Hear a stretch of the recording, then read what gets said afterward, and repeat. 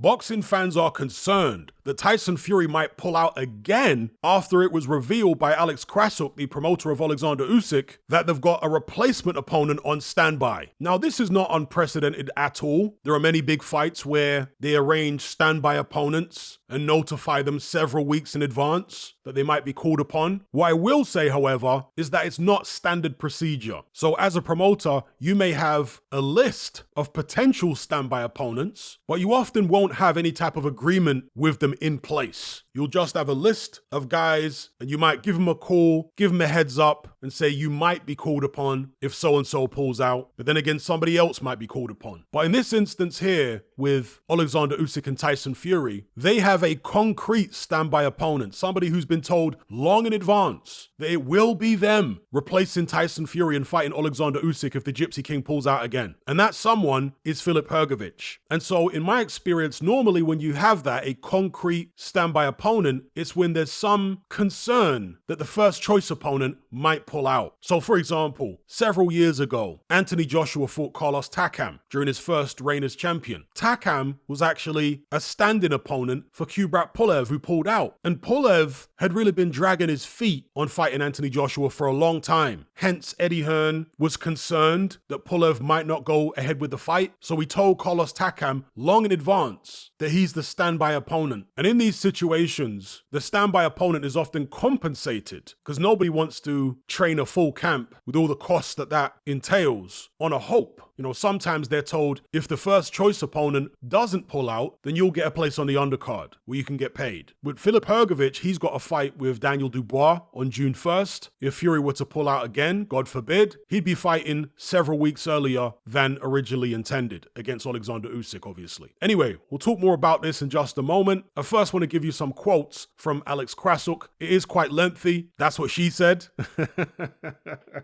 So buckle up. This is from an article on Boxing Scene, an interview they did with him, where he was talking about the upcoming fight with Fury, the potential of Fury pulling out again, the potential of a rematch, so on and so forth. He said, "I saw Tyson Fury gather the media together at home for a final requiem to say goodbye to his WBC belt. They couldn't admit it directly, so they had to perform with some confidence. Usyk has no problem with his confidence. He feels no pressure. When he's in camp, he does nothing else but focus on his training. He doesn't think about his opponent. He doesn't go on Instagram. He doesn't do anything. He reads books, he trains, he talks to his family and friends, he eats, he sleeps, a bit of rest, then back to training. That's his routine 2 to 3 months before a fight. There is no pressure for Usyk. He has the concrete mentality of a champion." Usyk has actually had a triple camp for this fight. He started in September for the fight to take place last December. We showed up to the Ngannou fight to step in the ring to announce the fight for Undisputed, but his team jumped and said he didn't look that good. So Usyk gave him some space to prepare at his camp in Saudi Arabia. We were then meant to fight on February 17. Then we were rescheduled for May. Tyson Fury has withdrawn 4 times already from this fight. Remember that we were looking to fight last April. He pulled out of it then too. That's why we fought Daniel Dubois. This will be the 4th camp we have had for Tyson Fury. I've not got too much confidence in the rematch happening, by the way. If Fury loses, will he have the confidence to step inside the ring again? Theoretically, he can, but we all know what happened in the rematch with Vladimir Klitschko. That's why we worked out this Lapin rule. Sergey Lapin is Usyk's coach, which means that Tyson Fury will have to pay a £10 million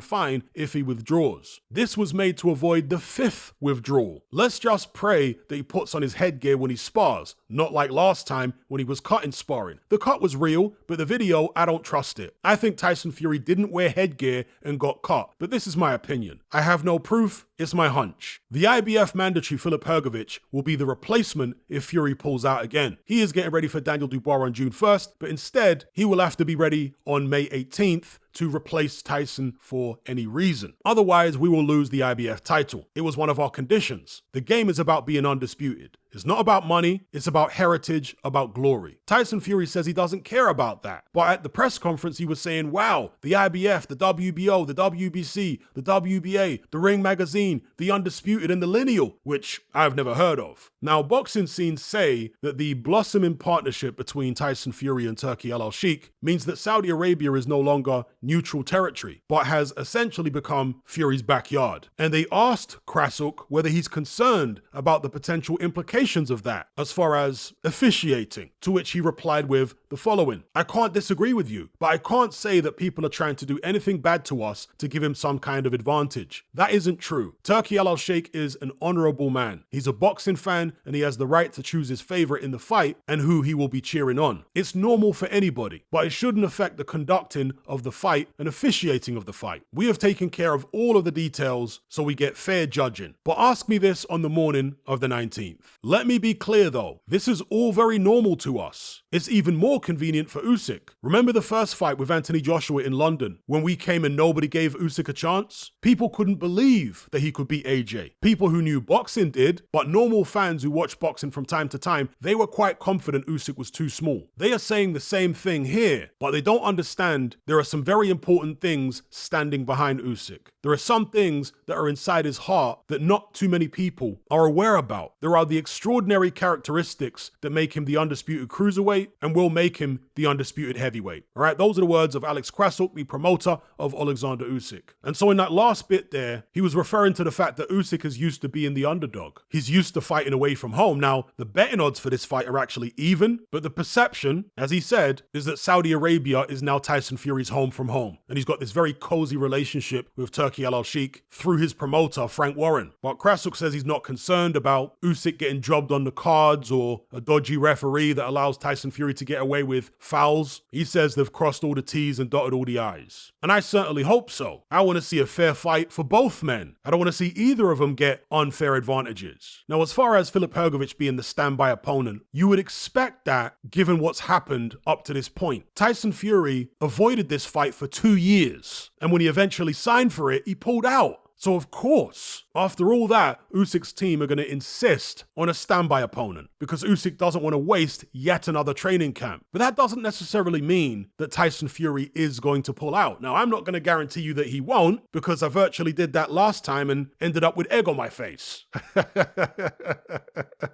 I was telling all my subscribers, Fury's not going to pull out. He'll go ahead with the fight. And to my horror, I was obviously wrong. I'm not going to make the same mistake again here. I'm not going to guarantee you that Fury won't pull out. But as I say, the fact that they have a standby opponent waiting in the wings doesn't necessarily mean that it's guaranteed to happen. Another Fury pullout. It's perfectly understandable that many people are still skeptical about whether this fight goes ahead. And one such skeptic is George Groves. In a recent interview, he said, I've said since the start, I'll believe it when I see it. I don't think Fury has ever fancied the Usyk fight. He's talking about having 10 more fights, but if he loses to Usyk, how does that work? It's a massive risk for him to fight Alexander Usyk. He's probably really hoping that Usyk can't take a body shot. When the fight got postponed after the cut, I wasn't surprised. It gave me the feeling that this fight will never happen. I'd be interested to know whether the media have paid up front for their flights and hotels, or whether they're holding off. We saw Eddie Hearn almost say that Joshua Fury trumps Fury Usyk after AJ beat Francis Ngannou in Saudi Arabia. I thought to myself, I bet Fury would rather have a bit of Joshua than Usyk because he'll see that as an easier fight. People are starting to consider that AJ beats Fury after both of their performances against Ngannou, so it would not be a surprise if Fury wants to set the record straight and fight Joshua next and leave Usyk out. The Saudis or the WBC aren't going to pressure Fury to fight Usyk, so maybe he's thinking he will go down the Ngannou route again or fight Joshua. That's the fight everyone really wants to see. I don't believe if he pulls out, he's going to have to pay a $10 million fine. Usyk is probably thinking, I don't know if this guy is going to show up because there's still a chance Fury pulls out. So those are the words of George Groves. Now you hear from people like Eddie Hearn and various pundits in the media, Tyson Fury fans of course, and they say it's absurd to suggest that Tyson Fury would want to swerve this fight with Usyk because of the money that's on the table for him. Many of them say that anyone who thinks Tyson Fury would deliberately try and get out of the fight at this stage simply doesn't understand the mind of a boxer, because a boxer would never say these things. Well, George Groves is a boxer, a former professional, a former world champion, and he's saying it. And there are many other boxers saying it. Sean Porter was saying it. So there's something about the psychology of boxers that Eddie Hearn and many other people haven't quite grasped. Once you're set for life, as Tyson Fury is, when you've got generational wealth. Money, while it's still important, isn't as important as it was before you were a multimillionaire. You see, a fighter who's already a multimillionaire might look at a certain fight where he's offered, 20 million and say, nah, I'll turn that down. Whereas a fighter who isn't a millionaire would take your hand off to get at that money. They would never turn it down. You see the difference in mindset and mentality? Now, this would be presumably a career high payday for Tyson Fury against Alexander Usyk. There are all sorts of wild estimates out there, but it's all unconfirmed. If, hypothetically, Tyson Fury were to pull out of this fight and Usyk just moves on once and for all, yes, it would damage Tyson Fury's reputation, but he would still have that unbeaten record intact. And that unbeaten record means far more to Tyson Fury than the likes of Eddie Hearn and many other people realize. Pride and ego and dignity are things which, for some people, are worth more than money. And I include myself in this. I've had opportunities to work in the boxing industry, to get paid good money, and I turned them down. Why? Because I hate the feeling of being an employee, of working for somebody else, of being told what to do, of having to take orders. I've been self-employed now for well over a decade. And while I'm doing okay now financially, in the early years it was tough. And I got offers during that time to work for various online publications in the boxing industry. And I said, no thanks. I don't want to work for anyone. My freedom and my autonomy is more valuable to me than the extra money I would get. I don't want anyone breathing down my neck, talking about deadlines and this and that and being beholden to someone. I don't like it. Now, if other people like it, if they're cool with it, no problem. Different strokes for different folks. But I don't like it. That's just my personality. Now, when I've said this to people in the past, some of them actually accuse me of being a liar, saying, no, you weren't made any offers and this and that, with no evidence that I'm lying, of course, because I'm not lying, but they just assumed I was, because if they were in my position, they'd never turn those offers down. But me and you are not the same. We're not all wired the same. We don't all live by the same principles. This is very difficult for a lot of these people to understand, that there are some individuals out here who can't be bought. Perhaps there are not many of us, but there are some who will not compromise their principles, their values, or just their comfort. They won't compromise their pride or their ego. And so with Tyson Fury, he has a colossal ego. And that's a normal thing in high-level boxing, by the way. You need a big ego to be the best in boxing. Not all fighters express their ego outwardly. They try and keep it under wraps because they think it's good for PR if they come across as humble and whatever. But of course, in boxing, some fighters' ego is bigger than others. Some fighters' ego is more fragile than others. Tyson Fury is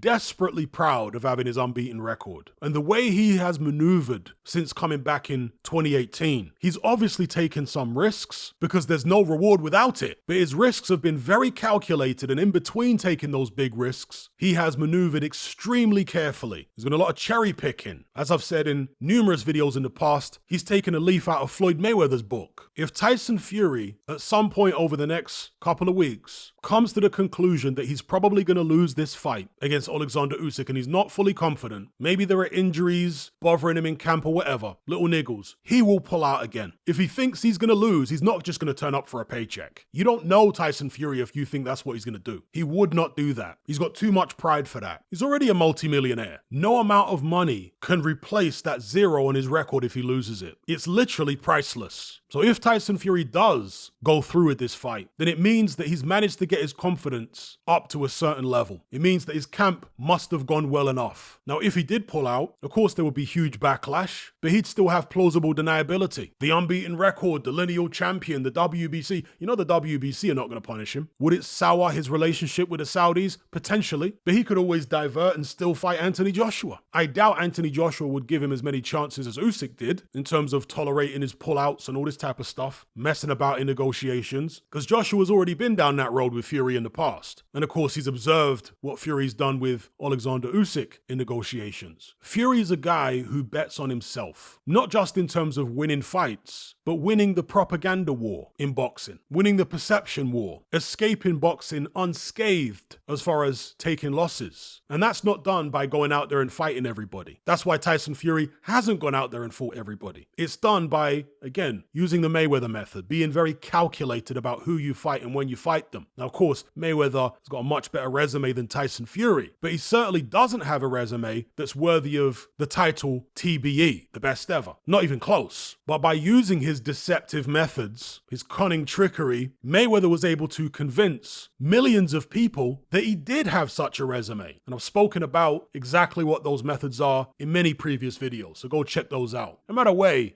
just a little bugbear of mine. Occasionally I'll refer to things I've said in videos in the past, and I'll get somebody rocking up in the comment section saying, give me a link to that video where you said a particular thing. I have made literally thousands of videos on this channel. Thousands. And those thousands of videos have got, what, hundreds of thousands of comments on them? Maybe millions at this point? I couldn't possibly pinpoint exactly which video I said exactly which thing in every single instance at the drop of a hat. That would take me hours and hours and hours. In some instances, it might be a quick, convenient thing because I remember a video title. But because there have been so many video titles, it literally would take me many hours to pinpoint where I've said certain things in certain videos. I just remember that I've said them, and long-time subscribers remember that I've said them. For example, one of the things I said recently was that I was the first person to call Frank Warren Bricktop on YouTube. That's a fact. I got videos going back like 5 years referring to Frank Warren as Bricktop. And there was some joker who turned up in the comment section and said, where's the evidence? That's a bold claim. Where's the evidence?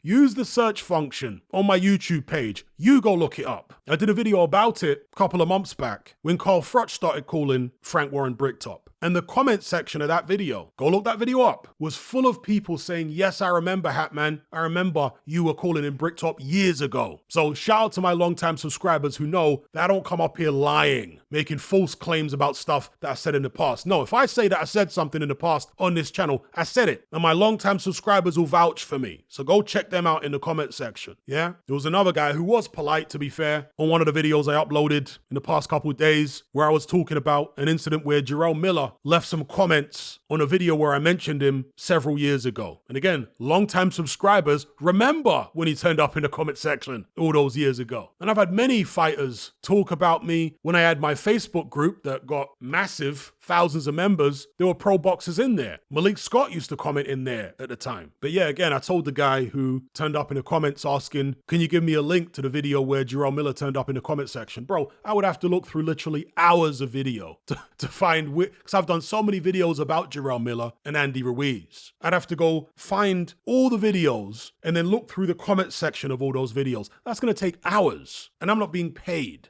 Okay, so please, when you're listening to the stuff I'm saying, be realistic about what you ask of me.